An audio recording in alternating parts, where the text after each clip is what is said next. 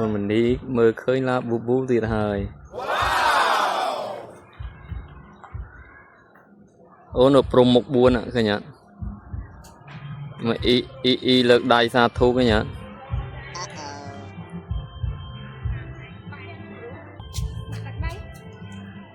ta sẽ ôn tầm ơn đó tiếp đây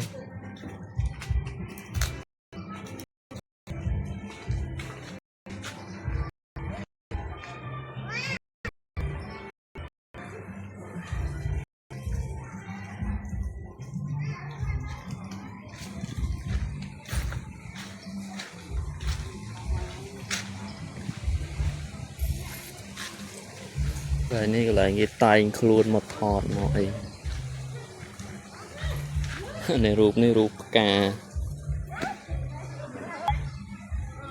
rụm đua sập cà rụm đua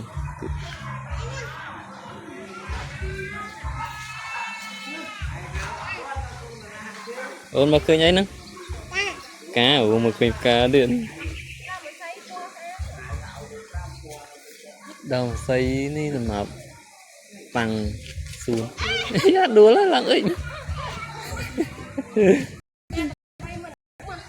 ta tầm mốc tiện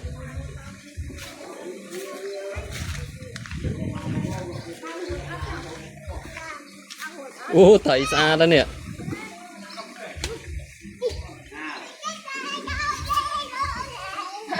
vòng vòng một lên đấy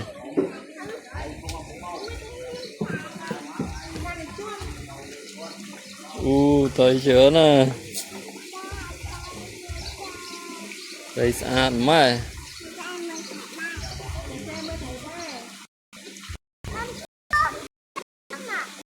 cũng thấy khám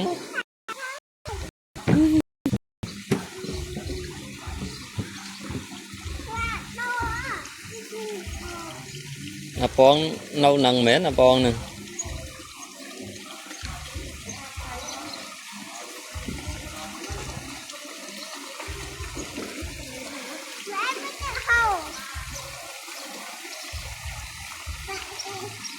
rồi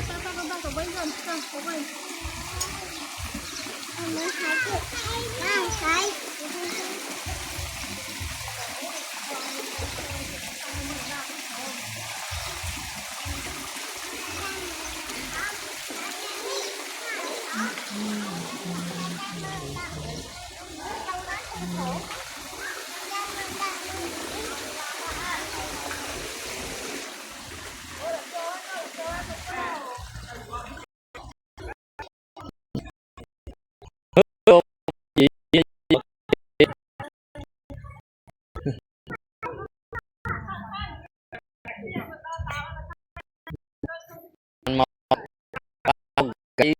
chui nó đó ôi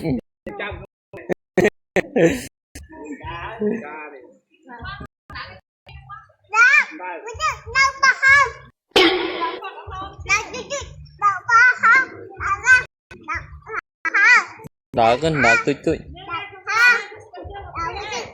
đó tụi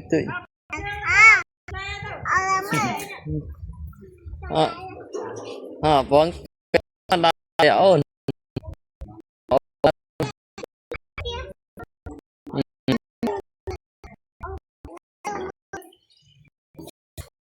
chế bẹn nộp chướng mà đau lên mùi ôn